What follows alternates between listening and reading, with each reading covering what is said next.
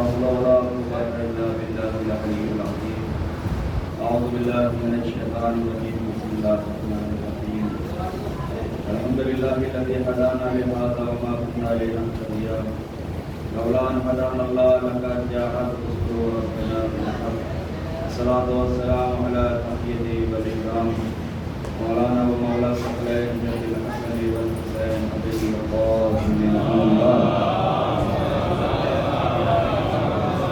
وعلى آل بيت الطيبين الطاهرين المعصومين المنتجبين المنتخبين ولعنة الله على أعدائهم أجمعين في يومنا هذا إلى آخر يوم الدين. أما بعد فقد قال رسول الله صلى الله عليه وآله وسلم: من مات ولم يعرف إمام زمانه مات ميتة جاهلية صلوات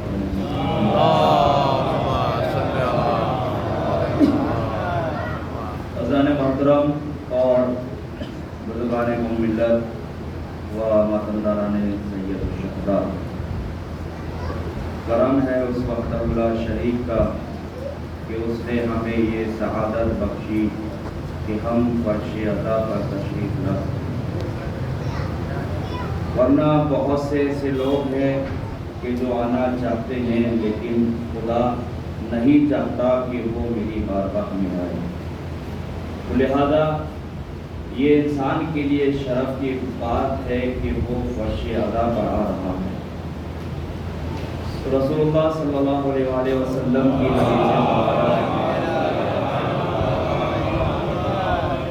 ارشاد فرما رہے ہیں کہ من مات ولم یعرف امام زمانہ مات میتۃ جاہلیہ.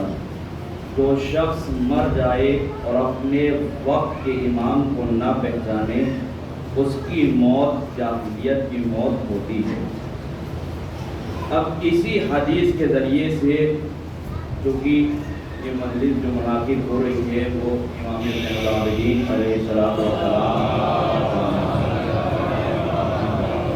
شہادت کی مناسبت سے ہے. لہذا اسی حدیث سے معرفت امام کی اہمیت واضح اور آشکار ہو رہی ہے. کیوں؟ اس لیے کہ یہ رسول کا قول ہے کہ جس کے بولنے پر بھی وحی کا پہرا لگا دیا. کیوں؟ اس لیے کہ اللہ نے کہا کہ وما ينطق عن الهوى ان هو الا وحی یوحی، کہ میرا حبیب کوئی کلام نہیں کرتا سوائے وحی خدا کے. آگے بڑھ کر فعل کو بھی اللہ نے اپنا فعل کہا وما رمیت اذ رمیت ولکن اللہ رمی، کہ میرے حبیب یہ جو شیطان کو خنجریاں ماری ہے وہ آپ نے نہیں ماری بلکہ میں نے ماری ہے. تو لہذا اب کوئی بھی رسول کے قول اور فعل پر شک نہ کرے کہ وہ اپنی طرف سے نہیں کہتا. جو کچھ کہتا ہے وہ اللہ کی طرف سے کہتا ہے. تو لہذا یہ حدیث جو بیان فرمائی ہے اپنی طرف سے نہیں بلکہ خدا کی طرف سے ارشاد فرمائی ہے کہ جو شخص بھی اپنے وقت کے امام کو نہ پہچانے اس کی موت جاہلیت کی موت ہوتی ہے. تو لہذا یہی وجہ ہے کہ ایک غیر مسلم عیسائی نے مولائے کائنات علیہ السلام کی کتاب نہج البلاغہ کا مطالعہ کیا، اس کی اسٹڈی کری اور اسٹڈی کرنے کے بعد اس نے ایک نتیجہ نکالا اور کہتا ہے کہ اے خدا تیرے خزانے میں کیا کمی آ جاتی اگر تو ہر زمانے کو علی جیسا انسان دے دیتا. کیا جملہ کہا اس نے کہ پروردگار تیرے خزانے میں کیا کمی آ جاتی اگر تو ہر زمانے کو علی جیسا انسان دے دیتا. اب سوال آپ لوگوں سے یہ ہے کہ اس کا یہ جملہ آیا با معرفت ہے اور یا بے معرفت ہے؟ اس کا یہ جو جملہ ہے کہ تیرے خزانے میں کیا کمی آ جاتی کہ اگر تو ہر زمانے میں علی جیسا انسان دے دیتا، تو آیا یہ معرفت جملہ ہے یا بے معرفت جملہ ہے؟ تو لہذا میں یہ کہتا ہوں کہ اس کا جملہ معرفت نہیں ہے بلکہ بے معرفت ہے. دلیل کیا ہے؟ دلیل یہ ہے کیونکہ اللہ نے ہر زمانے میں علی جیسا انسان دیا ہے. نہ تم نے اس زمانے کے علی کو پہچانا نہ اس زمانے کے علی کو پہچانا. ایک صلوات پڑھے حضرت محمد والے محمد۔ لہذا اب ہماری ذمہ داری یہ بنتی ہے کہ دوسرے لوگوں کو امام کی معرفت ویسی کرائی جائے جیسے کہ کرانے کا حق ہے، کما حق کو بیان کی جائے۔ لیکن اب سوال یہ ہوگا نا کہ جب ہمیں خود معرفت نہیں ہے امام کی تو ہم دوسرے کو کیسے امام کا تعارف، کیسے اس کا جو ہے انٹروڈکشن کرائیں گے؟ سوال یہ پیدا ہوتا ہے یا نہیں؟ تو لہٰذا سب سے پہلے ہمیں خود معرفت امام حاصل کرنا ضروری ہے۔ تو پہلی حدیث یہ ہے کہ جو رسول نے ارشاد فرمائی کہ جو شخص بھی مر جائے اپنے وقت کے امام کو نہ پہچانے، اس کی موت جاہلیت کی موت ہوتی ہے۔ اب نہ کوئی ڈاکٹر، انجینئر، پروفیسر یا عالم بن جائے یا مفتی بن جائے، لیکن اگر امام کی معرفت حاصل نہیں کری تو وہ جہالت کی موت مرے گا، عالمیت کی موت نہیں مرے گا، تو لہٰذا جاہلیت کی موت مرے گا۔ تو اس حدیث سے ایک مقصد تو یہ واضح ہو گیا کہ معرفت امام ضروری ہے۔ اب دوسری حدیث بھی سن لیجئے گا کہ معرفت امام کیوں ضروری ہے۔ خرج الحسین علی اصحابہ فقال، امام حسین علیہ السلام اپنے اصحاب کے سامنے نکل کر آئے اور کہا، کیا کہا؟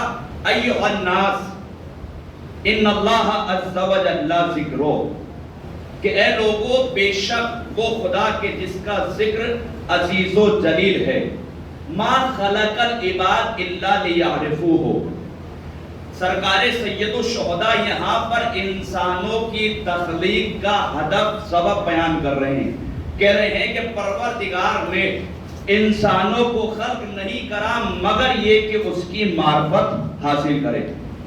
اور یہی وجہ ہے کہ بہت سے مفسرین نے یہ جو قرآن کی آیت ہے کہ وما خلقت الجن والانس الا لیعبدون، کہ ہم نے جن اور انس کو پیدا نہیں کیا مگر یہ کہ اس کی عبادت کریں، تو یعبدون سے مراد بہت سے مفسرین نے کیا لیا ہے؟ یعرفون، یعنی کہ اس کو پہچانے۔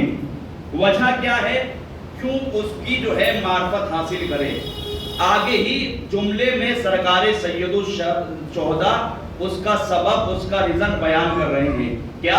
فَإِذَا عَرَفُوهُ عَبَدُوهُ، کہ جو انسان اللہ کی معرفت حاصل کر لے گا تو معرفت کا نتیجہ یہ ہوگا کہ انسان اس کی عبادت کرے گا۔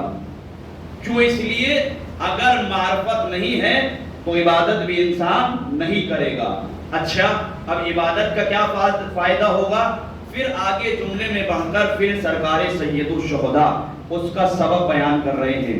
فَإِذَا عَبَدُوهُ اسْتَغْنَوْا بِعِبَادَتِهِ عَنْ عِبَادَتِ مَا سِوَاهُ، عبادت کرے گا تو کیا فائدہ ہوگا کہ اگر کوئی اس کی معرفت کے ساتھ عبادت کرے گا تو عبادت کا نتیجہ یہ ہوگا کہ انسان دوسرے کی عبادت کرنے سے مستغنی رہے گا، اب چاہے وہ شیطان کی عبادت ہو یا اپنے نفس کی خواہشات کی عبادت ہو، انسان ہر کسی سے دور رہے گا۔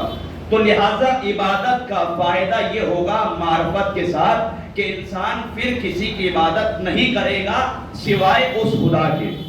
تو لہٰذا اسی طریقے کا بالکل خاموشی سناٹا تھا، بالکل اسی طریقے سے۔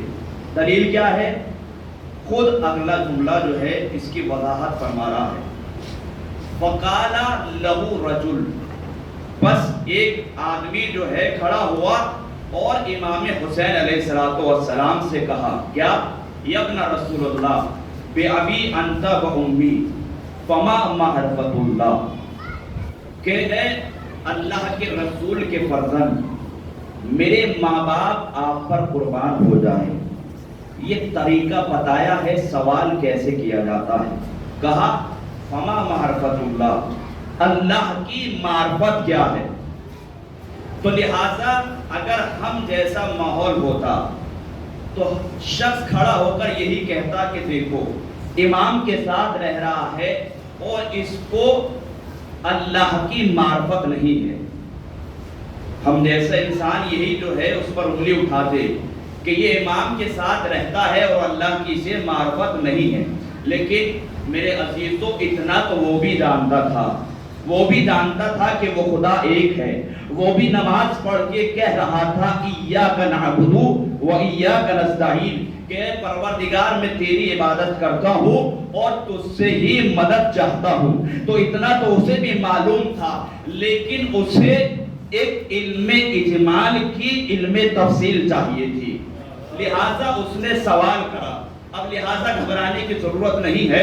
علم اجمال اور علم تفصیل کسے کہا جاتا ہے؟ مثال کے طور پر میں یہاں پر آیا اور آنے کے بعد میں نے مولانا زاہد صاحب سے کہا کہ قبلہ راستے میں میرے کپڑے نجس ہو گئے، لہذا مجھے آپ کا لباس چاہیے. تو وہ کہیں گے آئیے میرے کمرے میں 2 لباس ہیں، ایک نجس ہے اور ایک پاک ہے، تو لہٰذا ان میں سے ایک لباس پہن لو. میں ان کے قول کے مطابق ان کے کمرے میں گیا، دیکھا 2 لباس تھے، لیکن انہوں نے بتایا تھا ایک پاک ہے دوسرا نجس ہے. لہٰذا اب مجھے علم تو تھا کہ ایک پاک ہے ایک نجس ہے، لیکن کمرے میں جانے کے بعد اب مجھے یہ پتہ نہیں لگ پا رہا ہے کہ کون سا پاک ہے کون سا نجس ہے. اس کو کہا جاتا ہے علم اجمالی. علم تفصیل کسے کہا جاتا ہے؟ ملاحظہ فرمائیے گا. علم اصول میں اس کی وضاحت ہے، لہذا مثال کے ذریعے سے میں آپ کو سمجھا رہا ہوں. پھر میں نے قبلہ کو بلایا، کہا آپ نے بالکل جو کہا تھا سچ تھا، 2 لباس موجود ہے، ایک پاک ہے ایک نجس، لیکن میں یہ تمیز نہیں کر پا رہا ہوں کون سا پاک ہے کون سا نجس. آپ ہی میرے علم اجمالی کو علم تفصیل کی طرف لے کر جاؤ گے. تو لہٰذا انہوں نے کہا کہ قبلہ یہ والا پاک ہے اور یہ والا نجس ہے. اس کو کہا جائے گا علم اجمالی سے لے کر علم تفصیل تک لے کر جانا. یعنی انسان کا جو علم اجمالی تھا اس کو دور کر کر علم تفصیل تک لے کر آنا. تو لہٰذا وہ بندہ پوچھ رہا تھا کہ فما معرفت اللہ، اللہ کی معرفت کیا ہے. لہٰذا اسے معلوم تھا کہ وہ ایک خدا ہے، ہم اس کی عبادت کرتے ہیں، اسی سے مدد چاہتے ہیں، لیکن اسے علم اجمالی کی تفصیل چاہیے تھی. اب لہٰذا سرکار سید الشہداء نے جواب دیا کہ معرفت اہل کل زمان امامہم، کہ لوگوں کا اپنے وقت کے امام کو پہچاننا ہی معرفت خدا ہے. توجہ کیجئے گا، جملہ اس نے کیا کہا تھا، سوال کیا کرا تھا، فما معرفت اللہ، اللہ کی معرفت کیا ہے. اور امام نے جواب کیا دیا کہ معرفت کل اہل زمان امامہم، کہ لوگوں کا اپنے وقت کے امام کو پہچاننا ہی معرفت خدا ہے. یعنی امام بتانا کیا چاہتے ہیں؟ جب وہ شخص سوال یہ کر رہا ہے کہ اللہ کی معرفت کیا ہے، تو آپ اس کو اللہ کی معرفت بیان کریے. آپ یہ کیا کہہ رہے ہیں کہ معرفت اہل کل زمان امامہم، کہ لوگوں کا اپنے وقت کے امام کو پہچاننا ہی معرفت خدا ہے. تو عجب نہیں سرکار سید الشہداء جواب دیں گے کہ تم خدا کو پہچانو گے کیسے؟ ذات کے ذریعے ممکن ہی نہیں ہے. بنا وجہ اپنے آپ کو معطل نہ کرو. کیوں؟ اس لیے خدا کو ذات کے ذریعے نہیں پہچانا جا سکتا. تو پھر خدا کو کیسے پہچانا جائے گا؟ کہ خدا کو اگر پہچانا جائے گا تو صفات کے ذریعے پہچانا جائے گا. لیکن اب صفات کون بیان کرے گا؟ جب ہم نے آنکھ کھولی تو ہم نے خدا کو پہچانا تو وسیلے کے ذریعے پہچانا. یہ زمین موجود تھی، آسمان موجود تھا، سورج موجود تھا، چاند ستارے سب موجود تھے، لہذا ہم نے خدا کو پہچانا تو وسیلے کے ذریعے پہنچانا. تو لہذا اب صفات خدا کون بیان کرے گا؟ تو صفات خدا وہی بیان کریں گے کہ جب خدا کے علاوہ کسی کا وجود نہ تھا تو اہل بیت کا وجود تھا.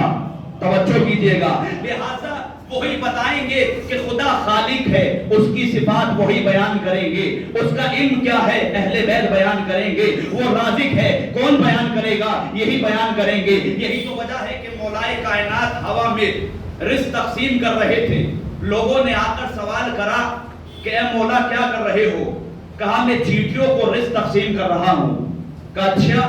اب چونکہ وہ لوگ اس موقع کی تلاش میں رہتے تھے کہ کوئی ایسا موقع مل جائے کہ ہم علی پر اشکال کر سکے، لہذا اگلے دن ایک شیشی میں چیٹی رکھ کر لائے.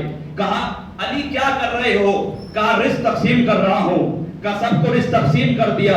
کہا سب کو رزق تقسیم کر دیا, کا کوئی چیز رہ تو نہیں گئی. بس مولا نے مسکرا کر کہا کہ جو تمہاری جیب میں بند شیشی میں چیٹی ہے میں نے اس کو بھی رزق دے دیا.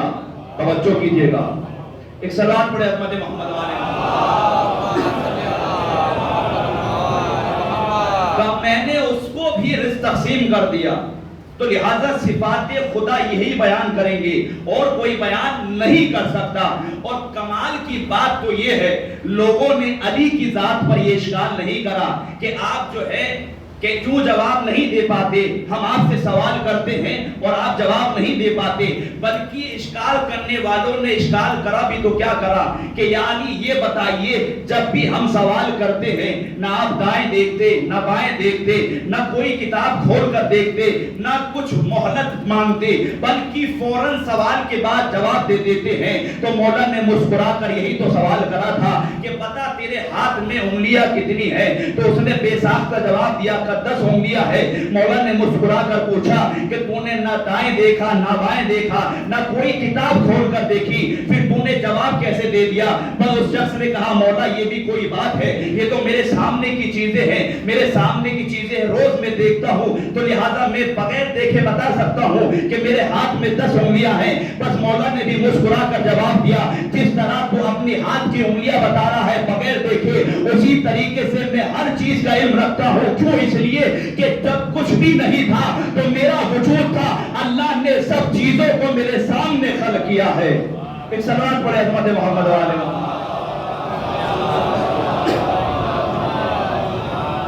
تو لہذا صفات کون بیان کرے گا؟ امام کریں گے. امام کے علاوہ کوئی بیان کر ہی نہیں سکتا. یہی وجہ ہے کہ اس شخص نے پوچھا فما معرفت اللہ, اللہ کی معرفت کیا ہے؟ امام نے جواب کیا دیا کہ معرفت و اہل کل زمان امامہم, لوگوں کا اپنے وقت کے امام کو پہچاننا ہی معرفت خدا ہے. یعنی اگر کوئی چاہتا یہ ہے کہ علم اجمال سے علم تفصیل تک چلا جائے تو اسے در اہل بیت پر آنا پڑے گا. اب آپ کو معلوم ہوا کہ وہ محمود ہے اجمال, اس کی تفصیل ہے محمد, وہ اعلیٰ ہے اجمال, اس کی تفصیل ہے علی, وہ فاتح السماوات والارض ہے اجمال, اس کی تفصیل ہے فاطمہ, وہ محسن ہے اجمال, اس کی تفصیل ہے حسن, وہ قدیم الاحسان ہے اجمال, اس کی تفصیل ہے حسین. بس اگر انسان کا کہیں جا کر ذہن تھک جائے اور پہچان نہ سکے خدا کو, تو بس اتنا سوچ لینا کہ وہ خدا کیسے ہوگا کہ جو ان کو خلق کرنے والا ہے. ایک صلوات پڑھے حضرت محمد والے محمد. ذہن اگر کہیں جا کر تھک کر رک جائے تو بس اتنا سوچ لینا وہ خدا کیسا ہوگا کہ جو ان کا بنانے والا ہے.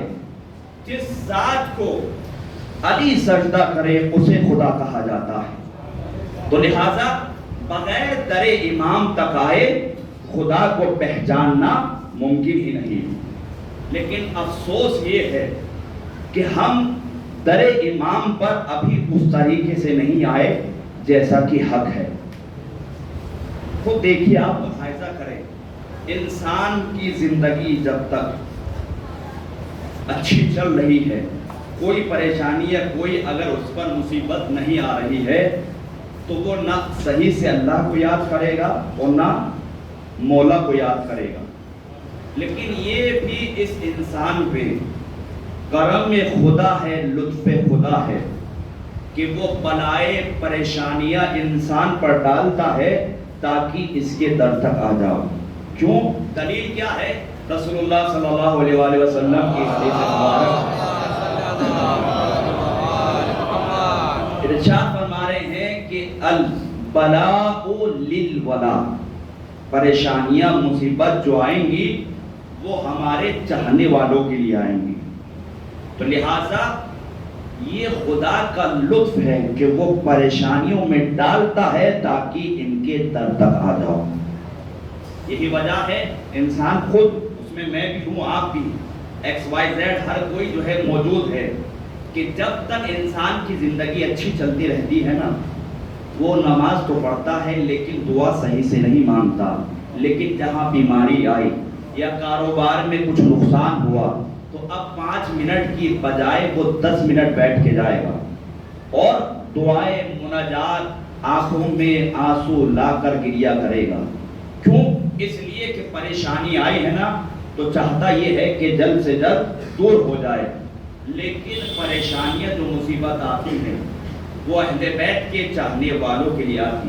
یہی وجہ ہے کہ رسول اللہ صلی اللہ علیہ وآلہ وسلم ایک گھر میں تشریف لے کر گئے. رسول اللہ نے دیکھا کہ دیوار پر ایک مرغی بیٹھی ہوئی ہے اور اس نے ایک انڈا دیا. انڈا وہ دیوار سے زمین پر گرا. نیچرل جو ہے وہ طریقہ کیا ہے؟ انڈا گرے گا تو پھوٹ جائے گا، لیکن انڈا گرا اور نہیں پھوٹا. تو کہا رسول اللہ نے یہ کیا ماجرا ہے؟ فطرت جو ہے طبعی طور پر یہ ہے کہ انڈا اگر گرے تو ٹوٹ جائے، یہ ٹوٹا کیوں نہیں؟ کہا یا رسول اللہ یہ تو نارملی بات ہے، ایسے کرامات تو میرے گھر میں روزانہ ہوتے رہتے ہیں. پھر آگے بڑھ کر کہتا ہے کہ یا رسول اللہ آج تک میرے اوپر کوئی پریشانی کوئی مصیبت نہیں آئی. یہ سننا تھا کہ رسول اس کے گھر سے باہر تشریف لے گئے. کسی صحابی نے پوچھا کہ یا رسول اللہ آپ گھر سے باہر کیوں آ گئے؟ اب رسول کا جواب سنیے. رسول نے کہا کہ جس گھر میں پریشانیاں مصیبت نہ آئے وہ گھر مورد رحمت پروردگار نہیں ہے. یعنی اللہ اس گھر پر اپنی رحمت نازل نہیں کرتا کہ جس گھر میں پریشانیاں مصیبت نہ آئے. اچھا سوال پیدا یہ اٹھتا ہے، سوال یہ ہوتا ہے کہ پریشانیاں مصیبت جو آتی ہیں کیوں آتی ہے؟ اب اس کا جواب سنیے. دو وجہ ہے. پہلی وجہ یہ کہ انسان کے گناہوں کی وجہ اس پر جو ہے پریشانیاں اور مصیبتیں بلائیں لے کر آئیں گی. انسان نفس کا محاسبہ کرے. بیٹھ کر چھٹی ہوتی ہے نا، ابھی آف ہوتا ہے جس دن، انسان بیٹھے اور نفس کا محاسبہ کرے کہ اس پر پریشانیاں مصیبت کیوں آ رہی ہے. کہیں ایسا تو نہیں کہ والدین کا دل دکھا دیا ہو. اگر جاب نہیں لگ رہی یا ویزا اپلائی کر رہے ہیں اپروو نہیں ہو پا رہی ہے تو پلٹ کر دیکھیں کہیں والدین کی نافرمانی تو نہیں کری، کہیں والدین کا دل تو نہیں دکھایا. یا کوئی پریشانی اگر آ رہی ہے تو کسی مومن کا دل تو نہیں دکھایا. کیوں؟ اس لیے اگر دکھایا ہے یا کوئی گناہ کرا ہے تو پریشانی آئے گی. کیوں؟ اس لیے کہ یہ دنیا جو ہے ایکشن ریئیکشن عمل اور رد عمل کا نام ہے. یہی وجہ ہے کہ علی ابن یقطین کا واقعہ آپ کو یاد ہے کہ علی ابن یقطین کے پاس ابراہیم جمال ملنے کے لیے آئے تھے تو انہوں نے ملنے سے منع کر دیا. عہدے پہ کس پر ہیں؟ وزیر کے عہدے پر ہیں.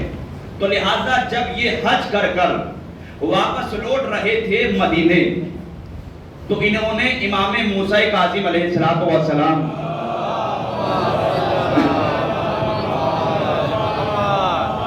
سے ملاقات کرنا چاہی. اذن دخول جو ہے مانگا، امام نے اپنے صحابی سے منع کروا دیا. اب یہاں پر ہر کوئی اپنے آپ کو رکھ کر سوچئے گا. پھر دوبارہ جو ہے انہوں نے اذن دخول چاہا، امام نے پھر منع کر دیا. اب علی ابن یقطین امام کے خاص صحابیوں میں سے تھے. امام کی ہی وجہ سے وزارت کا عہدہ انہوں نے لیا تھا اور امام نے ہی کہا تھا کہ وزارت کے عہدے پر فائز تو ہو جاؤ لیکن ہمارے چاہنے والوں کی مدد کرنا. تو لہذا یہ سوچنے لگے کہ امام نے کبھی مجھ سے ملنے سے منع نہیں کرا، آج مجھے منع کیوں کر دیا. پھر دوبارہ جو ہے انہوں نے اذن چاہا. اب امام کسی کی معاذ اللہ توہین نہیں کرتا، کسی کو ذلیل نہیں کرتا. اپنے صحابی سے کہلوایا کہ جب تک ابراہیم جمال تمہیں معاف نہ کر دیں گے میں تمہیں ملنے کی اجازت نہیں دوں گا. اب دیکھیے اپنے آپ کا نفس کا محاسبہ کرے. ہم جو ہے دعائیں کر رہے ہیں کہ مولا کربلا بلا لے یا امام کی ہمیں زیارت ہو جائے. اپنے نفس کا محاسبہ کرے کہ کہیں ایسا تو نہیں کسی مومن کا دل دکھ گیا ہو جس کی وجہ سے امام یہ نہیں چاہتے کہ تم میری بارگاہ میں آئے. غور کیجئے گا، غور و فکر کیجئے گا. کہا ابراہیم جمال تم سے ملنے آئے تھے، تم نے ملنے سے منع کر دیا، ان کا دل دکھا. جب تک ابراہیم جمال معاف نہ کر دیں گے میں اپنی بارگاہ میں تمہیں نہیں بلاؤں گا. کہا مولا صحابی سے کہلوایا کہ جا کر مولا سے کہیے کہ میں مدینے میں ہوں اور ابراہیم میں جمال کہاں ہے؟ کوفے کے اندر، اور بہت زیادہ ڈسٹینس ہے، بہت زیادہ دوری ہے، تو لہٰذا اب میں کیسے جا کر ان سے معافی طلب کروں؟ تو امام نے مسکرا کر جا کر جواب دیا کہ جا کر ان سے کہہ دو اتنا اگر تم نے ارادہ کر لیا ہے تو جانے کا انتظام ہم کریں گے، کا جنت البقیع میں جانا اور رات کے اندھیرے میں جانا تاکہ کوئی تمہیں دیکھے نہ، تنہائی میں جانا، وہاں پر ایک ناکہ موجود ہوگا اس پہ سوار ہو جانا اور چشمے زدن میں تم کوفے پہنچ جاؤ گے۔ امام کے قول کے مطابق وہ ناکے پہ سوار ہوا، چشمے زدن میں کوفے پہنچ گیا۔ کوفے پہنچنے کے بعد ابراہیم نے جمال کے دروازے پہ دق الباب کرا، کہا کون؟ کہا میں ہوں علی ابن یقطین۔ بس جیسے ہی علی ابن یقطین کا نام سنا وزیر دروازے پر آ گیا۔ ابراہیم جمال، جمال کہتے ہیں اونٹوں کو پالنے والا، تو لہٰذا فوراً دروازے پر آئے، ہاتھوں کو جوڑا، کہا کوئی میرے سے خطا، کوئی غلطی ہو گئی کہ آپ میرے دروازے تک آ گئے؟ کہا تم سے خطا کوئی نہیں ہوئی بلکہ مجھ سے غلطی ہوئی ہے کہ میری وجہ سے تمہارا دل دکھ گیا، تو لہٰذا مجھے معافی چاہیے، مجھے معاف کر دیجئے۔ دیکھیے علی ابن یقطین نے بھی تمام لوگوں کو پیغام دیا ہے کہ اگر کسی عہدے پر آ کر کوئی غلطی ہو جائے تو معافی مانگنے میں شرم محسوس نہ کرنا۔ توجہ کیجئے گا، معافی مانگنے میں شرم محسوس نہ کرنا۔ انہوں نے فوراً معاف کر دیا۔ آخر وزیر در پر کھڑا ہے، کہ فوراً ہم نے معاف کر دیا۔ کہ ایسے نہیں، اپنا چہرہ میں زمین پر رکھتا ہوں اور اپنا پیر میرے رخسار پہ رکھو تاکہ مجھے اس گناہ کا احساس ہو جائے کیونکہ امام نے ملنے سے منع کر دیا۔ ابراہیم جمال گھبرا گئے، کہا نہیں کر سکتا، کہا نہیں کرنا پڑے گا۔ کہا پیر رکھا رخسار پر۔ جب یقین ہو گیا کہ ہاں اب معافی مل گئی تو واپس پلٹ کر آئے۔ اب چونکہ اس شخص نے معاف کر دیا تھا، جس امام نے ملنے سے منع کر دیا تھا، اب معافی مانگ کر جو واپس آئے، امام نے خود کھڑے ہو کر استقبال کرا۔ توجہ کیجئے گا، ایک صلوات پڑھے حضرت محمد والے۔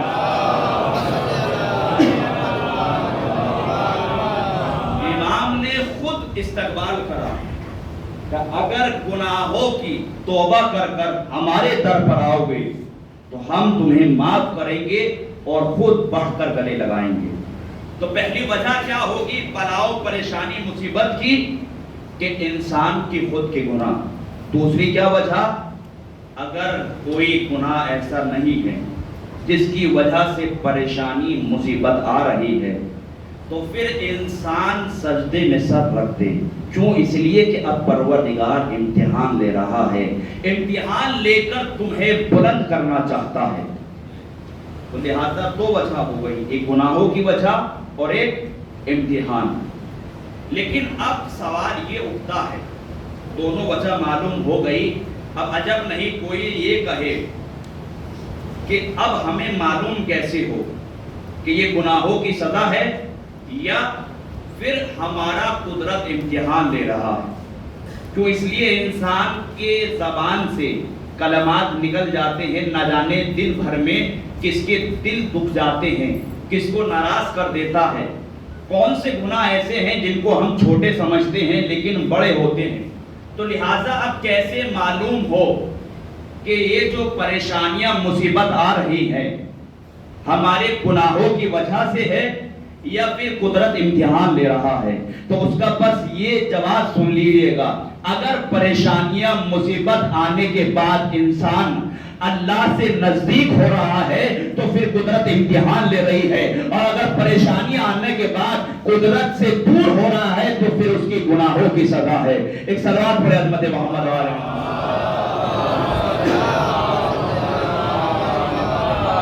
کیوں؟ اس لیے کہ اگر پریشانیاں آنے کے بعد بھی اللہ سے دور نہیں قریب ہو رہا ہے تو پھر قدرت اس کا امتحان لے رہی ہے۔ لیکن اگر پریشانیاں آنے کے بعد خدا کی بارگاہ سے دور ہو رہا ہے تو پھر گناہوں کی سزا ہے۔ تو لہٰذا پریشانیاں مصیبت آئیں گی، لیکن ہمیں پہچاننا ہے، ہمیں ثابت قدم رہنا ہے اور عمل انجام دینا ہے، لیکن عمل کے لیے بھی معرفت کی شرط ضروری ہے۔ کیوں؟ حدیث سن لیے گا، امام جعفر صادق علیہ السلام ارشاد فرما رہے ہیں،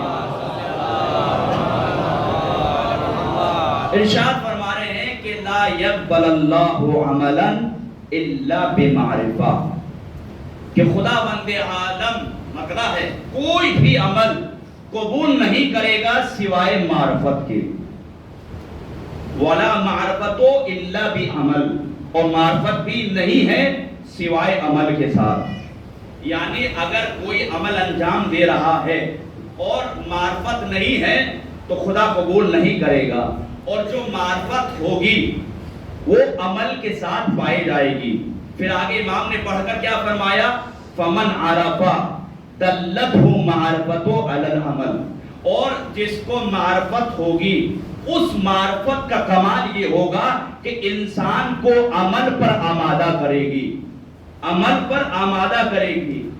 وَمَن لَّمْ يَعْمَلْ فَلَا مَعْرِفَةَ لَهُ، اور جو عمل انجام نہیں دے رہا ہے تو اس کا مطلب یہ ہے کہ معرفت نہیں ہے۔ یہ کوئی میرا جملہ نہیں ہے بلکہ خود امام کا ہے، امام جعفر صادق علیہ السلام، کہ اگر معرفت ہے تو عمل پایا جائے گا، اور اگر معرفت نہیں ہے تو عمل نہیں پایا جائے گا۔ صاف صاف جو ہے 2 اور 2 4 والی بات کری ہے۔ اگر معرفت ہے تو عمل پایا جائے گا، اور معرفت نہیں ہے تو عمل بھی نہیں پایا جائے گا۔ اس کو اور آسان کر دیا جائے تاکہ جو ہے آپ پریشان نہ ہو۔ خوف و رجا کی جو ہے منزل ساتھ لے کر لے جانا چاہتا ہوں۔ کیا کہہ رہے ہیں امام؟ اگر معرفت ہوگی تو عمل ہوگا، اور اگر معرفت نہیں ہے تو عمل بھی نہیں ہوگا۔ آئیے کچھ معرفت ہمیں چھوٹی ایسی ہے کہ جس کی وجہ سے ہم عمل کر دیتے ہیں، یعنی مختصر ہمیں معرفت ہے۔ کیا؟ امام نے کہا کہ کسی فقیر کو، غریب کو صدقہ دے دو، کہ مولا اتنی معرفت ہمیں ہے کہ ہم کسی غریب کو 2 4 10 روپے دے سکتے ہیں، لہذا ہم نے عمل کر لیا۔ امام نے کہا مثلاً عزاداری کرو، تو ہم عزاداری کر رہے ہیں، اتنی معرفت ہے کہ ہم عزاداری کر رہے ہیں۔ امام نے کہا نماز پڑھنی چاہیے، ہم نماز پڑھ رہے ہیں، اتنی ہمیں معرفت ہے۔ لیکن اگر امام نے کہا، کیا کہا؟ کہ چلو جان دے دو، تو اب پیچھے ہٹ جائیں گے۔ کیوں؟ اس لیے ابھی وہ معرفت نہیں ہے کہ یہ عمل انجام دے دے۔ لیکن میرے عزیزو عزادارو سنیں، آج بھی بہت لوگ ایسے پائے جاتے ہیں کہ امام کی معرفت ہے اور جان دینے کے لیے آمادہ ہے۔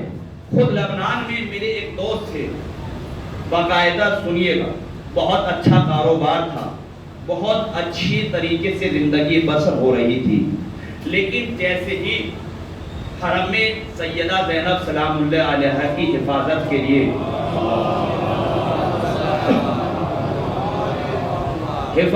لیے طلب کیا گیا تو فوراً سارا کاروبار چھوڑ کر دفاع حرم زینب کے لیے گیا، اور وہاں جا کر شہید ہو گیا۔ خود میں نے وہاں پر دیکھا، شہید ہو گیا جا کر۔ اگر ہم جیسا انسان ہوتا تو یہ سوچتا کہ جب ہمارا کاروبار چل رہا ہے، اچھی خاصی فیملی ہے، تو ہم ہی کیوں جائیں، ہم ہی کیوں جان دینے کے لیے جائیں۔ لیکن اسے معرفت تھی، لہذا چلا گیا، عمل انجام دیا۔ لیکن بہت سے ایسے بھی موجود تھے، جیسے کہ حر ابن عبداللہ ریاحی، عبید اللہ ابن حر ریاحی، امام نے کہا کہ چلو ساتھ جان دینے کے لیے، تو کہا کہ مولا ایسا کیجئے، ہمارا گھوڑا لیتے چلے جائیے، اور اس گھوڑے کی یہ خاصیت ہے کہ جب بھی میں اس پر سوار ہوا ہوں تو کوئی ہمیں پکڑ نہیں پایا، لیکن اسے یہ معلوم نہیں تھا کہ یہ کرار کا بیٹا ہے، فرار کا بیٹا نہیں ہے۔ توجہ کیجئے گا۔ تو لہٰذا امام نے کہا، قرآن کی آیت پڑھی کہ دیکھو گمراہوں لوگوں کو ہم اپنا بازو نہیں بناتے۔ اچھا تو عمل کب کرے گا انسان کہ جب معرفت ہوگی۔ ایک شخص آیا امام کے پاس آ کر کہتا ہے، امام اپنے حق کے لیے قیام کریں، بہت سارے لوگ ہیں، آپ کا گھر بھر دوں گا، قیام کیوں نہیں کر رہے آپ؟ کہا اچھا۔ امام نے کنیز کو بلایا، حکم دیا کہ تندور روشن کیا جائے۔ اب جیسے ہی یہ حکم دیا تو اب وہ خوش ہونے لگا کہ ہمارے جیسے ذاکر زبان سے دنیا کو بہکا دیتے ہیں، وہ ویسا سمجھ رہا تھا کہ اب تو کام ہو گیا، اب تو امام کے یہاں پر دعوت ہے، لہذا میں دعوت کھا کر جاؤں گا۔ تندور روشن ہوا، اور جب روشن ہو گیا امام نے کہا کہ اب اس میں کود جاؤ۔ بس جیسے کہا کود جاؤ، ساری معرفت ایک طرف ہو گئی، اور کہنے لگا مولا کیا کہہ رہے ہیں؟ کہا ہاں کہہ رہا ہوں کود جاؤ، تم نے کہا نا کہ بہت چاہنے والے ہیں، گھر بھر دوں گا، تو کود جاؤ۔ فوراً ہاتھوں کو جوڑ کر کہتا ہے، مولا میری بیوی ہے، بچے ہیں، میرے پر ان کی ذمہ داریاں ہیں، میں کیسے کود جاؤں؟ کہ تمہیں نے تو کہا ہے کہ ہم چاہنے والے ہیں تو کود جاؤ۔ تو پیچھے ہٹ گیا۔ اتنے میں آ رہے تھے ہارون مکی، سلام کرا کہ وعلیکم السلام، کہ ہارون مکی تندور میں کود جاؤ۔ فوراً امام کے حکم پر تندور پہ کود گئے۔ یہ بھی نے کہا کہ مصافحہ ملا لو، تاکہ کل مورخ یہ نہ لکھ دے کہ مصافحہ ملانے کے چکر میں جان بچانا چاہتے تھے۔ توجہ کیجئے گا، مصافحہ ملانے کے چکر میں جان بچانا چاہتے تھے، فوراً کود گئے۔ امام نے حکم دیا کہ اب تندور کا ڈھکن بھی ڈھک دو۔ اب امام نے کہا کیا کہہ رہے تھے تم؟ بہت چاہنے والے ہیں، تمہارا گھر بھر دوں گا۔ اب اس کا سارا ذہن ہے ہارون مکی کی طرف۔ کہا اب سوچ رہا ہے کہ اب جل گئے ہوں گے، اب چراہیں اٹھیں گے، اب تو ختم ہو ہی گئے ہوں گے۔ امام نے کہا آؤ چل کر دیکھتے ہیں۔ تندور کا ڈھکن جو ہٹایا، اب کیا دیکھا کہ ہارون مکی تسبیح پروردگار پڑھ رہے ہیں۔ اللہ اکبر، تسبیح پروردگار پڑھ رہے ہیں۔ اب آپ نے دیکھا کہ امام اپنے چاہنے والے کو کس منزل کمال پر لے جانا چاہتا ہے۔ غور کیجئے گا، امام اپنے چاہنے والے کو کس منزل کمال پر لے جانا چاہتا ہے، لیکن شرط یہ ہے کہ انسان کو امام کی معرفت ہو۔ کچھ بھی نہیں کہہ رہا، مولا میری بیوی ہے، بچے ہیں، میرے پہ ذمہ داریاں ہیں، مولا آپ کہہ رہے ہیں تندور میں کود جاؤ، کچھ نہیں۔ مولا نے حکم دیا، فوراً کود گئے۔ اب آپ نے دیکھا کہ امام کہاں لے گئے اپنے چاہنے والے کو۔ جملہ سخت ہے لیکن میرے عزیزوں کہوں گا، کیا ہوا کہ کس نے توڑے ہیں یہ بت؟ کہا وہ ایک 16 سال کا بچہ ہے، اس نے ان بتوں کو توڑا ہے۔ کہا بلا کر لے کر آؤ۔ ابراہیم کو بلایا گیا، کہا تم نے توڑے ہیں؟ کہا نہیں، یہ جو بڑا والا ہے اس کے سامنے اسلحہ رکھا ہے، اس نے توڑے ہیں۔ پوچھو، وہ تو بات کرنے کی صلاحیت رکھتا ہے، بولنے کی طاقت رکھتا ہے، پوچھو، وہ آپ کو بتائے گا کہ کس نے توڑے ہیں۔ کہا قرآن کی آیت نے کیا کہا؟ حرقوہ، اس کو جلاؤ، وانصروا آلہتکم، یہ قرآن کی آیت ہے۔ کیا کہا؟ کہ اس کو جلاؤ اور اپنے خداؤں کی مدد کرو، یعنی اگر جھوٹوں کی آبرو بچانی ہے تو سچوں پر ظلم کرو۔ توجہ کیجئے گا، اگر جھوٹوں کی آبرو بچانی ہے تو سچے پر ظلم کرو۔ کیوں؟ اس لیے کہ اگر اس کے اوپر ظلم نہیں کیا گیا، اگر یہ باقی رہا تو یہ سچ بولے گا، اور جب سچ بولے گا تو جھوٹوں کے چہرے سے نقاب اترے گی۔ توجہ کیجئے گا، جھوٹوں کے چہروں سے نقاب اترے گی، لہذا اس کو جلا دو۔ تو یعنی پتہ یہ چل گیا قرآن سے کہ اگر جھوٹ کو باقی رکھنا ہے تو سچ پر ظلم کیا جاتا ہے۔ بات واضح ہو گئی نا کہ اگر جھوٹ کی آبرو بچانی ہے تو سچے پر ظلم کرو۔ بس پوری تاریخ کی کہانی آج تک یہی ہے، اگر جھوٹ کو باقی رکھنا ہے تو سچے پر ظلم کرو۔ ہر کسی کی کہانی یہی ہے۔ کیوں؟ اس لیے کہ اگر سچ باقی رہے گا تو جھوٹ کے چہرے سے نقاب اتارتا رہے گا۔ تحرکوہ، اس کو جلاؤ، اور اپنے خداؤں کی مدد کرو۔ تاریخ اسلام کی اس سے بڑی آگ نہ پہلے دیکھی گئی اور نہ بعد میں۔ 3 دن تک آگ کا بندوبست کیا گیا، اہتمام کیا گیا، اور آگ جب جلا دی گئی، اب پریشانی یہ ہوئی کہ ابراہیم کو آگ تک کون لے کر جائے؟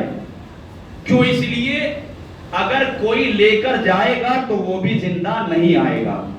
اچھا، ان سے کہا جائے کہ بھائی آپ خود چلے جاؤ، تو یہ خود کیوں جانے سے رہے؟ کیا کریں؟ پریشانی ہو گئی نا۔ تو اب وہ آیا کہ جو ہر زمانے میں اپنے چاہنے والوں کی مدد کرتا رہا۔ کون؟ شیطان آیا۔ آنے کے بعد کہا کہ ایسا کرو، مشورہ آئیڈیا بھی ہم دیتے ہیں، منجنیق میں رکھو اور منجنیق کے ذریعے سے ابراہیم کو آگ میں ڈال دو۔ ویری نائس آئیڈیا، بہت اچھا جو ہے مشورہ دیا۔ تو لہذا ابراہیم کو منجنیق میں بٹھایا گیا اور آگ کی طرف بھیجا گیا۔ ادھر بزم ملکوتی میں کوہرام مچا کہ میرے معبود تنہا موحد ہے کائنات میں جو تیری توحید کا اعلان کر رہا ہے، تنہا ہے جو بتوں کو توڑ رہا ہے، تنہا ہے جو حاکم کی ہاتھوں میں آنکھیں ڈال کر گفتگو کر رہا ہے، تنہا ہے جو کسی سے نہیں ڈر رہا ہے، تنہا ہے جو آگ کی طرف جا رہا ہے۔ تو کیا کرے؟ کہ اللہ ابراہیم کو بچا لے۔ کہ کیسے بچائیں؟ کہ ہم جائیں۔ ٹھیک ہے، بسم اللہ، جاؤ۔ کون چلا؟ سید الملک جبرائیل امین چلے، اور بالکل 90 ڈگری پر ملاقات ہوئی کہ نبی خدا سلام، وعلیکم السلام، حل لک حاجہ، کیا تمہاری کوئی حاجت ہے؟ اب کیسے کہیں کہ حاجت نہیں ہے؟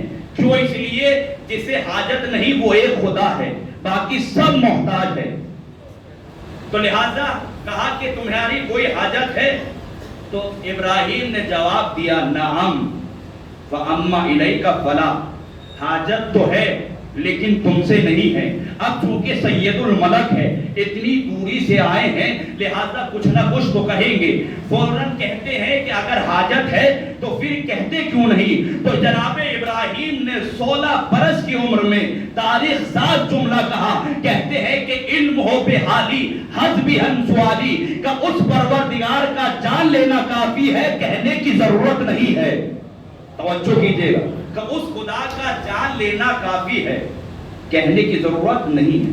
اور یہ بھی جملہ اس نے کہا کہ جو قرآن میں سب سے زیادہ دعائیں کر رہا ہے، لیکن اس مقام پر دعا نہیں۔ کیوں؟ اس لیے کہ وہ پروردگار اگر جانتا ہے تو آگ میں بھیجنا چاہتا ہے کوئی نہیں، وہی بچائے گا۔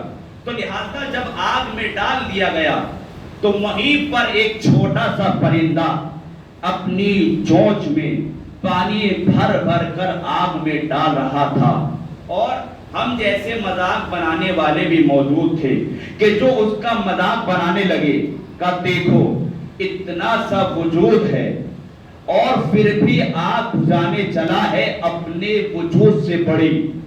تو لہذا اس پرندے نے بھی پیغام دے دیا انسانوں کو کہ وجود کم کیوں نہ ہو، تعداد کم کیوں نہ ہو، لیکن حق کے لیے کھڑے ہونا ہے، حق کے لیے کھڑا ہونا ہے۔ تو لہذا مذاق بنانے لگے کہ یہ چلا ہے آگ بجھانے کے لیے، اپنا وجود دیکھ اور آگ کا وجود دیکھ۔ تو اس پرندے نے بہت خوبصورت جواب دیا کہ یہ تو مجھے بھی معلوم ہے کہ میرے پانی ڈالنے سے آگ بجھنے والی نہیں، لیکن کل روز قیامت میرا نام جو لکھا جائے گا وہ آگ بجھانے والوں میں لکھا جائے گا، آگ لگانے والوں میں نہیں۔ ایک صلوات پڑھے حضرت محمد وآلہ محمد۔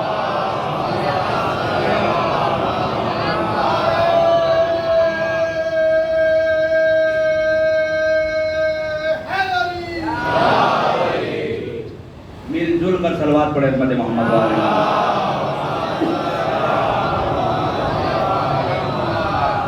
کہ روز قیامت جو نام لکھا جائے گا آگ بجھانے والوں میں لکھا جائے گا، آگ جلانے والوں میں نہیں لکھا جائے گا۔ تو لہذا جناب ابراہیم کو خدا نے بچا لیا۔ کیوں؟ اس لیے جناب ابراہیم نے جملہ کہا ہے نا، علم ہو بحالی حسبی ان سوالی، اس کا جان لینا کافی ہے، کہنے کی ضرورت نہیں ہے۔ تو لہٰذا ابراہیم کو اس خدا نے بچا لیا۔ کیسے بچایا؟ پانی برسایا اتنا شدید کہ ساری آگ بجھ گئی، ایسا ہوا؟ پر نہیں۔ ہوا چلی اتنی تیز کہ آگ بجھ گئی، ایسا ہوا؟ کہ نہیں۔ کیوں؟ اس لیے کہ اگر بارش برسا دی تو کل تاریخ کا مورخ یہی لکھے گا کہ اتفاق سے پانی برس گیا، ورنہ تو ابراہیم جل ہی جاتے۔ اگر ہوا چلا دوں گا تو کل مورخ یہی لکھے گا کہ اتفاق سے ہوا چل گئی، ورنہ تو ابراہیم جل ہی جاتے۔ کہ تم کیا سوچتے ہو تم آگ جلاؤ گے؟ کہ ہاں، آگ جلانے کے بعد ابراہیم کو آگ کے حوالے کرو گے، بس نہ، اس کے بعد تو تم واپس چلے جاؤ گے، اس کے علاوہ تو تم نہیں کر سکتے۔ کہاں اتنا ہی کر سکتے ہیں، بس قدرت نے آواز دی کہ تم جن چیزوں کو اسباب ذلت سمجھ کے لا رہے ہو، میں خدا نہیں اگر اسی کو اسباب عزت نہ بنا دوں۔ توجہ کیجئے گا، میں خدا نہیں اگر انہی چیزوں کو اسباب عزت نہ بنا دوں۔ تم کیا سوچ رہے ہو کہ تم آگ میں ابراہیم کو پھینکنے کے بعد یہ سوچ رہے ہو کہ ابراہیم جل جائیں گے؟ نابود ابراہیم ہو جائے گا، فکر ابراہیم ختم ہو جائے گی۔ لیکن قدرت نے کہا کہ ہم اسی آگ کو ابراہیم کے لیے بقا بنائیں گے۔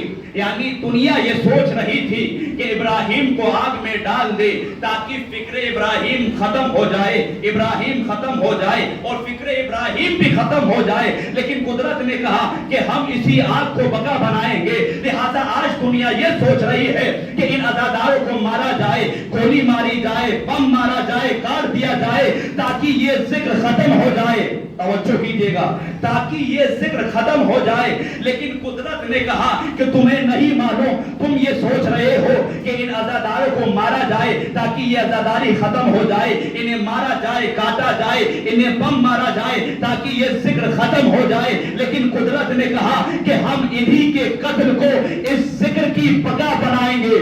توجہ کیجئے گا، قدرت نے کیا کہا کہ ہم انہی کے قتل کو اس ذکر کی بقا بنائیں گے۔ دشمن آج ہمیں کیا سوچ کر مار رہا ہے، کیا سوچ کر کاٹ رہا ہے؟ صرف یہی نا کہ تاکہ یہ عزاداری ختم ہو جائے، تاکہ ذکر حسین ختم ہو جائے، ورنہ ہمارے پر کیا قیمتی چیز ہے؟ کوئی ہمارے پر قیمتی چیز نہیں ہے سوائے اس عزاداری کے علاوہ۔ لہذا دشمن کو بھی معلوم ہے اگر ان کے پاس کوئی قیمتی چیز ہے تو یہ عزاداری ہے۔ وہ یہ سوچ رہے ہیں کہ ان عزاداروں کو مارا جائے، انہیں مارا جائے تاکہ یہ نہ عزادار رہے نہ یہ عزاداری رہ جائے۔ لیکن انہیں نہیں معلوم کہ خدا اسی قتل کو ذکر کی پرد بقا دے گا۔ کیوں؟ اس لیے کہ ہر مننے والا کم از کم 3 مجلس تو کرا ہی دے گا۔ صلوات پڑھے عظمت محمد والے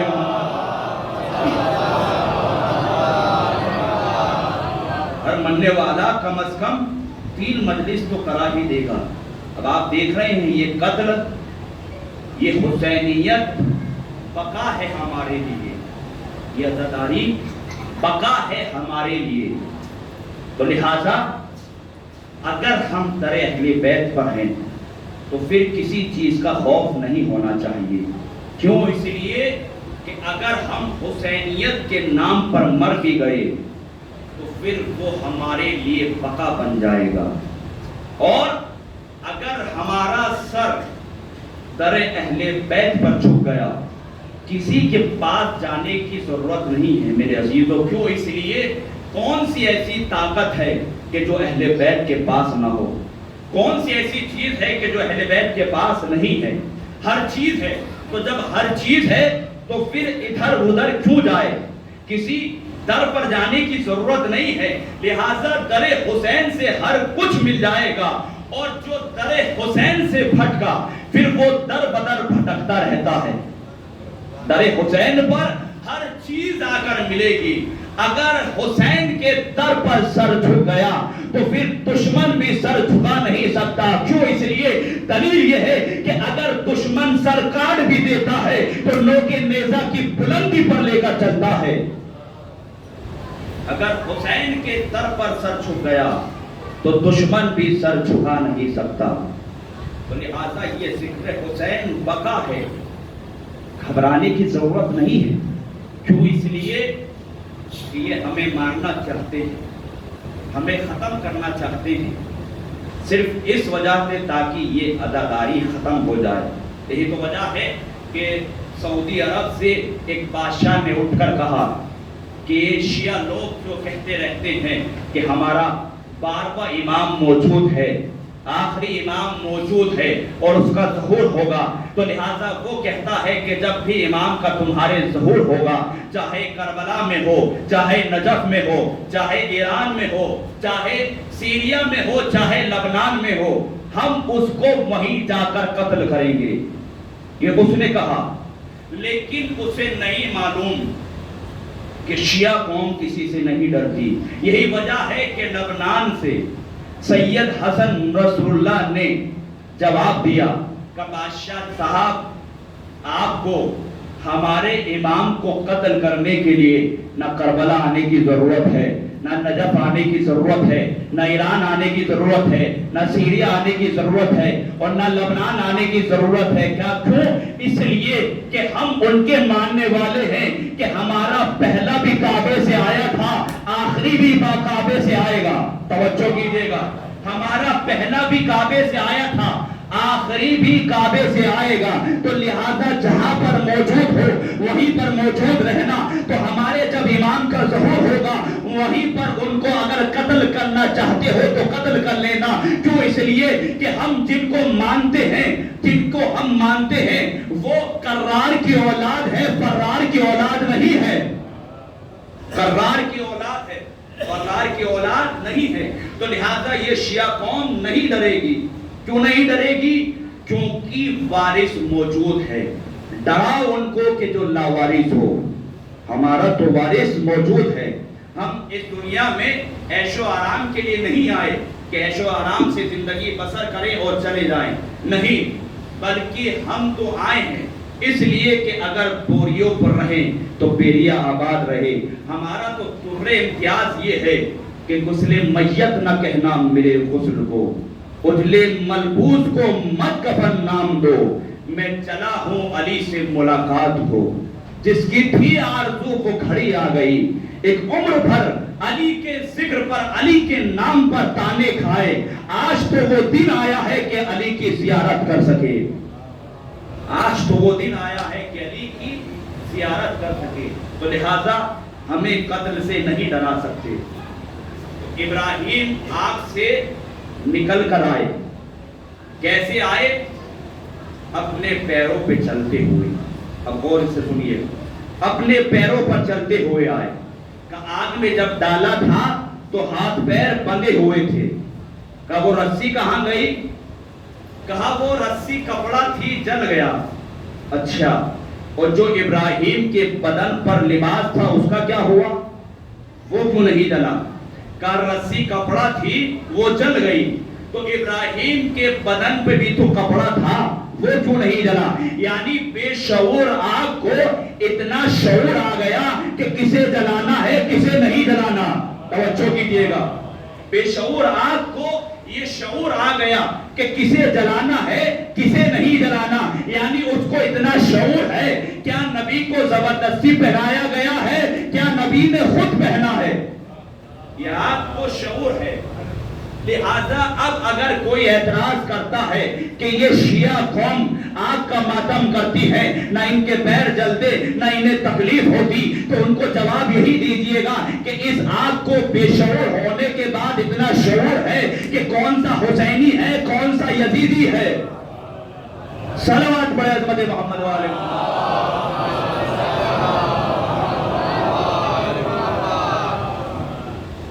ایک اور صلوات پڑھے عظمت محمد والے۔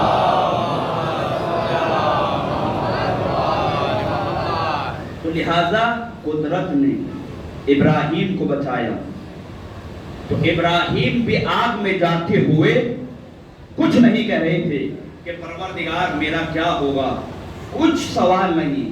وہ اگر آگ میں بھیج رہا ہے تو کوئی بات نہیں۔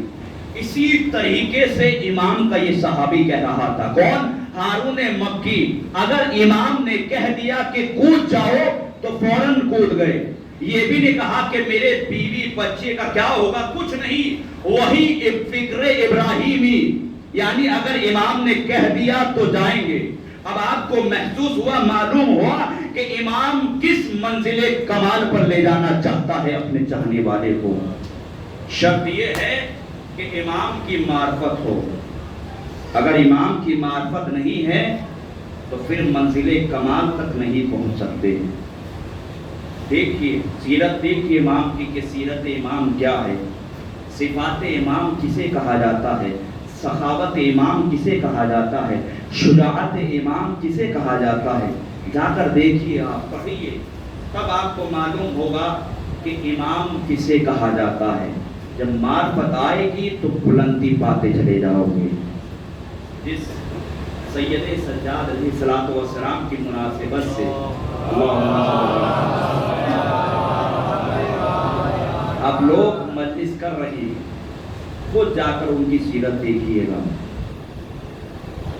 صرف ہم کتنا جانتے ہیں سید سجاد کے بارے میں کہ 40 سال تک روئے گریا کیا اور بیمار تھے، کربلا میں اسیروں کے ساتھ جو ہے گرفتار کر کے لایا گیا۔ کتنا جانتے ہیں؟ کچھ نہیں جانتے، صرف یہی 2-4 چیزیں۔ لیکن دیکھیے امام کی سیرت کیا تھی، امام کے صفات کیا تھے، جا کر دیکھیے۔ سیرت میں ملتا ہے کہ امام رات کی تاریکی میں مدینے والوں کے لیے، غربا فقیروں کے لیے کاندھے پر طعام غذا لاد کر لے کر جایا کرتے تھے، ایکت کے دروازے پہ خود لے جا کر دیتے تھے۔ اور امام کے جو چاہنے والا ساتھ چل رہا تھا وہ بیان کرتا ہے کہ دیکھا ایک شخص سو رہا ہے، امام نے اس کے سرہانے غذا رکھ دی، تو صحابی نے کہا کہ مولا یہ سو رہا ہے، اس کو بیدار کیجیے گا۔ کیوں بیدار کروں؟ تاکہ اسے معلوم تو ہو جائے کہ کس نے اسے کھانا دیا ہے۔ امام نے ہر کسی کو پیغام دیا کہ مجھے اسے بتانے کی ضرورت نہیں ہے، جس خدا کو میں مانتا ہوں وہ ہر جگہ موجود ہے اور دیکھ رہا ہے، لہذا اس شخص سے بتانے کی ضرورت نہیں ہے، خدا ہر جگہ ہے، دیکھ رہا ہے، موجود ہے۔ امام کی سیرت تھی۔ صحیفہ سجادیہ اٹھا کر پڑھیے گا کہ کس طریقے سے دعاؤں کے ذریعے امام نے پیغام دیا ہے۔ اسی میں ایک جملہ ہے، خود بیان کرتے ہیں خدا سے کہ پروردگار میرے ان گناہوں کو بخش دے کہ جن کی لذتیں ختم ہو گئی، اثر باقی ہے۔ انسان جو گناہ کرتا ہے چند لمحے کی لذت ہوتی ہے لیکن اثر اس کا باقی رہتا ہے۔ اٹھا کر دیکھیے سیرت سید سجاد۔ دوسری کتاب جو رسالت الحقوق ہے اس میں جا کر دیکھیے گا کہ امام نے اس میں حقوق بیان کرے ہیں کہ ایک مومن کا مومن پر کیا حق ہے، ایک بھائی کا بھائی پر کیا حق ہے، ایک بیٹے کا باپ پر کیا حق ہے، باپ کا بیٹا پر کیا حق ہے، ایک شوہر کا زوجہ پر کیا حق ہے اور ایک زوجہ کا شوہر پہ کیا حق ہے، ہمسائے کا ہمسائے پر کیا حق ہے۔ یہ اس میں جا کر ملے گا، اور جنہوں نے اس رسالت الحقوق کو پڑھا تو دنیا و آخرت میں کامیابی ملے گی۔ جا کر دیکھیے سیرت سید سجاد، اٹھا کر دیکھیے گا کہ سید سجاد نے دشمن کے ساتھ بھی صلہ رحم، حسن سلوک، حسن کردار پیش کیا ہے۔ آج ہمارے سے کسی کی کوئی بات جو ہے نہ زیبا الفاظ ہم برداشت نہیں کرتے اور اس سے بولنا چھوڑ دیتے ہیں، لیکن آج یہ سید سجاد کیا پیغام دے رہے ہیں۔ بھائی کا قاتل ہے کون؟ حسین بن نمیر۔ یزید ملعون نے حکم دیا کہ مکہ اور مدینہ کی تاراجی کر کر لائی جائے۔ کربلا کے واقعے کے بعد وہ ایک لشکر لے کر چلا اور مکے کو تاراج کیا۔ مکے سے آنے کے بعد مدینے کی طرف بڑھ رہا تھا کہ راستے میں اسے خبر ملی کہ یزید ملعون اس دنیا میں نہیں رہا۔ اب چونکہ یزید مارا گیا، مر گیا، اب اس کو کوئی انعام سے نوازنے والا نہیں تھا، ہر کوئی یہ سوچ سوچ کر واپس جاتا رہا۔ اب حسین بن نمیر تنہا رہ گیا، اب سوچ رہا ہے کہ مکے کی طرف جائے تب بھی قتل کر دیا جائے گا، مدینے کی طرف جایا جائے تب بھی قتل کر دیا جائے گا۔ کیوں؟ اس لیے ہر کسی پر اس نے ظلم و ستم کرا تھا۔ صحرا میں کیا دیکھتا ہے کہ کسی کے خیمے لگے ہوئے ہیں، خیمے لگے ہوئے دیکھے تو ایک شخص سے پوچھا یہ خیمے کس کے لگے ہوئے ہیں؟ کہ یہ خیمے سید سجاد کے لگے ہوئے ہیں۔ سید سجاد کا نام سنا، واقعہ کربلا نظروں میں توڑنے لگا، کہا اسی گھرانے پہ تو سب سے زیادہ ظلم و مسائل ڈھائے ہیں، اگر ہاتھ لگ گیا تو ضرور بھی ضرور قتل کر دیا جاؤں گا۔ یہ سوچ کر واپس جا رہا تھا کہ سید سجاد نے آواز دی، اے صحرائی عرب واپس پلٹ کر آ۔ اس نے یہ سوچا کہ امام نے نہیں پہچانا، واپس پلٹ کر آیا۔ امام نے کہا تمہاری حاجت کیا ہے؟ کہا میں پیاسا ہوں۔ سید سجاد نے اپنے ہاتھوں سے پانی پلایا۔ کہا اور کوئی حاجت؟ کہا میں بھوکا ہوں، کھانا چاہیے۔ امام نے کھانا دیا، اور جب کھانا کھا کر سیر ہو گیا تو اسے وہیں نیند آ گئی، تھکا ہوا تھا۔ اب کچھ دیر سونے کے بعد پھر بیدار ہوا، کہا ابھی تک امام نے نہیں پہچانا، لیکن اب اگر پہچان لیا ضرور بھی ضرور قتل کر دیا جاؤں گا۔ یہ سوچ کر واپس جا رہا تھا، امام نے پھر آواز دی کہ صحرائی عرب واپس پلٹ کر آ۔ اب کردار دیکھیے امام کا، کہتے ہیں کہ تیرے پاس کھانا نہیں ہے، کھانا لے جا، تیرے پاس پانی نہیں ہے، پانی لے جا، تیرے پاس سواری نہیں ہے، سواری لے جا۔ تو اس نے جیسے ہی امام کا یہ کردار دیکھا فوراً سوال کرتا ہے کہ شاید امام آپ نے مجھے نہیں پہچانا۔ امام نے تڑپ کے کہا کہ میں تجھے کیسے بھول جاؤں، تو میرے بھائی علی اکبر کا قاتل ہے۔ اتنا سننا تھا کہ پیروں میں پڑ گیا، ہاتھوں کو جوڑ کر کہتا ہے مولا جب آپ نے مجھے پہچان لیا تو پھر میرے ساتھ یہ حسن کردار سے پیش کیوں آئے؟ جملہ سنیے گا، ہر کسی کو پیغام دیا سید سجاد نے۔ تڑپ کے کہتے ہیں کہ سن، کربلا میں ہم تیرے مہمان تھے، آج تو ہمارا مہمان ہے، وہ تیرا کردار تھا، یہ ہمارا کردار ہے۔ اب ذرا غور کیجیے گا، جس سید سجاد کا دشمنوں کے ساتھ بھی یہ حسن سلوک رہا ہو، اللہ اکبر، رونا تو اسی بات کا آتا ہے کہ اسی سید سجاد پر ظلم کی اتنی انتہا ہوئی کہ باپ کا لاشا بے غور و کفن پڑا تھا، اسی راستے سے گزارا گیا۔ اللہ اکبر، رونے میں کوتاہی نہ کرنا۔ کیوں؟ اس لیے کہ رویا اسے ہی جاتا ہے کہ جو عزیز ہوتا ہے۔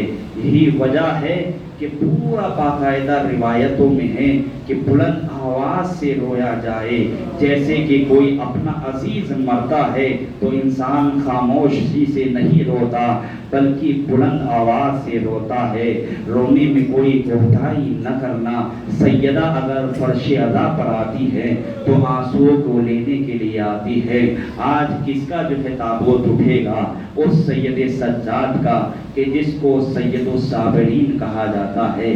کیسے کیسے مولا نے صبر کیا ہے، ذرا ملاحظہ فرمائیے گا، بہت گریہ کریں گے۔ کیوں سید سجاد کو سید الصابرین کہا جاتا ہے؟ آپ کو معلوم ہے، سنیے گا، جبرائیل امین رسول کی خدمت میں آئے، آنے کے بعد محضر شہادت پڑھ کر سنایا، رسول زارو قدار رونے لگے۔ سوال کیا گیا، سیدہ بھی موجود ہیں، امام حسن و حسین بھی موجود ہیں، کہا بابا رونے کی وجہ کیا ہے؟ کہا بیٹی ابھی ابھی جبرائیل آئے تھے، محضر شہادت پڑھ کر بتایا ہے، لہذا میری آنکھوں سے آنسو رواں ہیں۔ کہا کیا مسئلہ ہے، کیا محضر شہادت ہے؟ رسول نے حسین کو قریب بلایا، بلانے کے بعد کہا کہ بیٹا میرے دین کی بقا تمہارے قتل پر ہے، حسین آگے بڑھ کر کہتے ہیں نانا اگر آپ کے دین کی بقا میرے قدر پر ہے تو نانا مجھے منظور ہے۔ رسول نے کہا بیٹا اتنا آسان نہیں ہے، اس راستے میں تمہیں قاسم جیسے بھتیجے کی قربانی دینی پڑے گی، قاسم کا لاشا پامال کیا جائے گا۔ کہا نانا مجھے قبول ہے۔ حسین سے پھر رسول نے کہا اتنا آسان نہیں ہے، اونو محمد جیسے نواسے کی قربانی دینی ہوگی۔ کہا نانا مجھے قبول ہے۔ پھر رسول نے پڑھ کر کہا اتنا آسان نہیں ہے، عباس جیسے بھائی کے بازو قربان کرنے پڑیں گے۔ کہا نانا مجھے منظور ہے۔ اس کے بعد رسول نے طرف کے کہا حسین اس راستے میں تمہیں اکبر جیسے بیٹے کی قربانی دینی پڑے گی، اکبر کے سینے میں برچھی کی یعنی ٹوٹے گی۔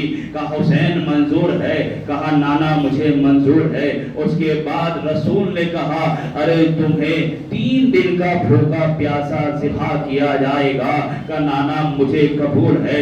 پھر رسول نے آخر میں پڑھ کر کہا حسین اس راستے میں زینب کی چادر جائے گی۔ حسین خاموش ہو کے پیچھے ہٹ گئے۔ اللہ اکبر۔ ارے جس حسین نے اکبر کی قربانی قبول کر لی، قاسم جیسے بھتیجے کی قربانی قبول کر لی، اونو محمد جیسے نواسی کی قربانی قبول کر لی، عباس جیسے بھائی کی قربانی قبول کر لی، لیکن اب جو زینب کی چادر کا سوال آیا، ارے حسین پیچھے ہٹ گئے۔ اب آپ کو معلوم ہوا ارے سید سجاد کا صبر۔ اللہ اکبر۔ رسول نے پڑھ کر کہا حسین ارے زینب کی چادر تو جائے گی لیکن تمہاری زندگی کے بعد جائے گی، یہی تو وجہ ہے حسین۔ پھر آگے پڑھ کر کہتے ہیں اگر میری زندگی کے بعد جائے گی تو نانا مجھے قبول ہے۔ سید سجاد کا صبر دیکھیے، حسین جیسا صابر بھی ارے زینب کی چادر کو قبول نہ کر سکا۔ ہائے سید سجاد نے کیسے صبر کیا۔ اللہ اکبر۔ ارے جو نگاہ امامت سید سجاد کی سب سے پہلی کھلی ہے، کیا منظر دیکھا، عجیب منظر دیکھا۔ ارے سیاہ اہدی چل رہی تھی، آسمان سے خون کی بارش ہو رہی تھی، کربلا کی زمین میں لرزہ آ رہا تھا۔ ارے زینب نے شانہ پکڑ کر ہلا کر کہا ارے سید سجاد اٹھو، ارے کیا قیامت آ گئی۔ سید سجاد نے کہا پھوپھی اماں ارے ذرا خیمے کا در کا پردہ تو اٹھائیے۔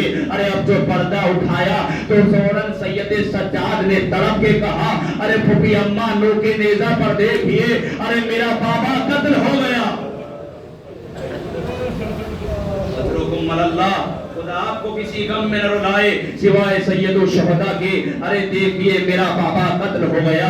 ارے سب سے پہلا حکم سنیں گے کہ سید سجاد نے اپنی امامت کا جو حکم دیا ایسا حکم کسی امام نے نہ دیا۔ ارے یہی تو وجہ ہے کہ جب خیمے جلا دیے گئے، خیمے کی تاراج ہو گئی تو زینب ایک خیمے سے دوسرے خیمے جا رہی تھی۔ اس خیمے میں پہنچے کہ جہاں پر سید سجاد موجود تھے۔ ارے سید سجاد کا شانہ ہلایا، ہلانے کے بعد کہا بیٹا سید سجاد ارے تم وقت کے امام ہو، ارے ذرا اتنا بتاؤ کہ ہم خیمے میں جل کر مر جائیں یا جان بچا کر باہر چلے جائیں۔ ارے سب سے پہلا حکم امامت کا سید سجاد نے دیا، تڑپ کر کہا پھوپھی اماں علیکن بالفرار، ارے جان کا بچانا واجب ہے، ضروری ہے، ارے خیمے سے باہر چلے جائے۔ اللہ اکبر۔ شاید ابھی آپ محسوس نہیں کر پا رہے ارے کیا صبر، کیا مصائب ہوئے ہیں سید سجاد پر، ذرا غور کیجئے گا۔ یہی تو وجہ ہے ارے جب مدینے کی گلیوں میں کچھ لوگ کھڑے ہو کر آپس میں گفتگو کر رہے تھے تو ایک نے سوال کرا ارے بھائی یہ بتاؤ کہ ایک مرد پر سب سے سخت مرحلہ کب آتا ہے؟ تو ایک جواب دے رہا تھا کہ جب بچے کچھ مانگے اور باپ نہ دے پائے، وہ سب سے سخت مرحلہ ہوتا ہے. کوئی کہہ رہا تھا کہ کوئی زوجہ کچھ مانگے شوہر نہ دے پائے وہ سب سے سخت مرحلہ ہوتا ہے. کوئی کہہ رہا تھا ارے جب گھر میں کچھ کھانے کو نہ ہو تو وہ سب سے سخت مرحلہ ہوتا ہے. ہر کوئی اپنی رائے پیش کر رہا تھا کہ اتنے میں علی کا گزر ہوا. علی جیسے گزر رہے تھے تو فوراً لوگوں نے کہا کہ اس کا صحیح جواب صرف علی دیں گے. علی جیسے ہی قریب آئے فوراً تڑپ کر کہا علی ارے ہمارا ایک سوال ہے اس کا جواب دے دیجئے. ارے کیا سوال ہے؟ یا علی یہ بتائیے گا ایک مرد پر سب سے سخت مرحلہ کب آتا ہے؟ علی نے دائیں دیکھا بائیں دیکھا تڑپ کر کہا کہ بھائی سنو ارے ایک مرد کے لیے سب سے سخت مرحلہ کب آتا ہے؟ ارے جب اس کے سامنے اس کی ناموس پر کوئی ہاتھ اٹھائے. اب آپ کے سمجھ میں آیا سید سجاد نے کیسا صبر کیا. ارے یہی تو وجہ ہے کہ جب حسین پشت فرس سے ارے جب زمین پر آئے تو فوجوں میں ابھی یہ معلوم نہیں ہو رہا تھا کہ حسین زندہ ہے یا مر گئے. تو شمر آگے بڑھ کر یہی تو کہہ رہا تھا ارے میں ابھی پتہ لگاتا ہوں کہ حسین زندہ ہے یا مر گئے. اس نے ایک آواز بلند کری ارے خیموں کی تاراجی کر لو. ارے زینب و کلثوم کے سر سے چادر چھین لو. ارے مقتل کے جملے ہیں حسین نے اٹھنا چاہا نہ اٹھ سکے. ارے کوہنیوں کا سہارا لے کر اٹھے اور ایک آواز دی ہے شمر ارے کم سے کم دنیا میں تو آزاد رہے. حسین کے زندہ ہوتے ہوئے خیمے کی طرف نہ بڑھنا. ہائے جس حسین نے یہ برداشت نہ کرا ہو. ہائے سید سجاد اجرکم اللہ. خدا آپ کو کسی غم میں نہ رلائے سوائے سید الشہداء کے. صبر دیکھیے سید سجاد کا. سید سجاد کیسے صبر کرتے ہوئے جا رہے ہیں. ارے یہی تو وجہ ہے کہ جب کربلا سے کوفہ یہ قافلہ آیا تو ایک رسول کا صحابی ملا کہ جب سید سجاد کو دیکھا کہ نگاہیں جھکی ہوئی ہے سر جھکا ہوا ہے ہتھکڑیوں بیڑیوں میں گرفتار ہے تو اس نانا کے صحابی نے بڑھ کر کہا اے سید سجاد ابھی کچھ دن پہلے مسلم بھی اس دربار میں آئے تھے لیکن ہم نے دیکھا مسلم بھی گرفتار تھے لیکن سر بلند تھا آنکھیں جھکی ہوئی نہیں تھی بلکہ حاکم کے آنکھوں میں آنکھیں ڈال کر گفتگو کر رہے تھے. ارے سید سجاد آپ تو امام ہو پھر سر کیوں جھکا ہوا ہے؟ ارے نگاہیں کیوں جھکی ہوئی ہے؟ ارے سید سجاد نے تڑپ کر یہی تو کہا ارے نانا کے صحابی ارے تو نے انصاف نہیں کرا. ارے جب مسلم آئے تھے تو تنہا آئے تھے. ارے میرے پیچھے دیکھ ارے میری مائیں بہنیں بے چادر. اجرکم اللہ. خدا آپ کو کسی غم میں نہ رلائے سوائے سید الشہداء کے. ارے کوفے سے یہ قافلہ جب شام پہنچا ہے ارے اس قافلے کو رکوا دیا گیا کہ ابھی رک جائے. 3 دن تک شام کو دلہن کی طرح سجایا گیا. ارے جب بالکل سجا دیا گیا تو ایک لعین آ کر زینب سے کہتا ہے کہ اب چلو تمہیں اب داخل ہونا ہے. تو زینب نے کہا ایسے نہیں جاؤں گی میری 2 شرطیں ہیں. کیا شرطیں ہیں؟ پہلی شرط میری یہ ہے ارے مجھے چادر لا کر دے دی جائے. دوسری میری شرط ہے کہ ہمیں عام راستے سے نہ نکالا جائے کسی دوسرے راستے سے نکالا جائے. وہ لعین کہتا ہے ارے زینب دونوں شرطیں قبول نہ کی جائے گی. اتنا سننا تھا کہ زینب کو جلا لایا اور طلب کر کہتی ہے ارے تو نے میرے حسین کو مار ڈالا تو نے عباس کو مار ڈالا. ارے میں علی کی بیٹی ہوں عباس کی بہن ہوں. ارے کیا سمجھتا ہے کہ زینب مجبور ہو گئی. ارے بیبیوں کو بلایا ارے میں بددعا کے لیے ہاتھ اٹھاتی ہوں تم آمین کہنا. ارے اتنا سننا تھا. سید سجاد قریب آئے. آنے کے بعد کا پھوپھی اماں ارے ذرا بابا کے سر کو دیکھیے. اب جو زینب نے حسین کے سر کو دیکھا تو کیا دیکھا کہ زاروں قطار حسین رو رہے تھے اور آواز آئی ارے بہن زینب جس حال میں ہو شام کے دربار میں داخل ہو جاؤ. لیکن اب آگے علامہ مجلسی لکھتے ہیں ارے جیسے ہی شام کے دربار میں حسین کا سر داخل ہوا داخل ہونے سے پہلے حسین کی آنکھیں کھلی ہوئی تھی لیکن اب جو داخل ہوئے حسین کی آنکھیں بند ہو گئی. ہائے جس حسین نے نوکے نیزہ کی بلندی پر ارے زینب کو بے چادر نہ دیکھا. ہائے سید سجاد اجرکم اللہ. سید سجاد کا سب دیکھیے. ارے یقیناً اگر وقت کا امام نہ ہوتا, ارے اتنے مصائب کھائے گئے ہیں کہ سید سجاد زندہ نہ رہتے. یہی تو وجہ ہے. ارے جب ملعون نے سید سجاد کو زہر دے دیا, ارے جگر کے ٹکڑے منہ کے ذریعے آنے لگے. کائنات کا آخری, ارے کائنات کا سب سے پہلا عزادار جا رہا ہے, عزادار حسینی رخصت ہو رہا ہے. لیکن اس سے پہلے ارے اپنے بیٹے امام باقر کو بلایا. بلانے کے بعد کہا, ارے بیٹا باقر, تم کربلا کے میدان میں موجود تھے, میرے پہ غشی کا عالم تھا. ارے مجھے مسائل بیان کرو کہ کربلا میں آخر کیا ہوا. ارے اب باقر بیان کر رہے ہیں. ارے مولا دیکھا, ارے بابا میں نے دیکھا کہ حسین نماز پڑھ رہے تھے, ابھی نماز سے فارغ نہ ہوئے تھے کہ تیروں کی بارش ہوئی. آدھے سے زیادہ حسین کا لشکر شہید ہو گیا. اس کے بعد ایک ایک کر کے صحابی جاتا رہا, ہر کوئی شہید ہوتا رہا. اس کے بعد اب اولادوں کی واری آئی. ارے کبھی قاسم جا رہے ہیں, کبھی اکبر جا رہے ہیں, کبھی اونو محمد جا رہے ہیں, ارے کبھی عباس جا رہے ہیں. اس کے بعد میں نے دیکھا, ارے اب حسین کا وقت آیا. ارے شمر ملعون نے ارے خنجر کی طرح نہ چلایا, بلکہ ضربتیں لگائی گئی.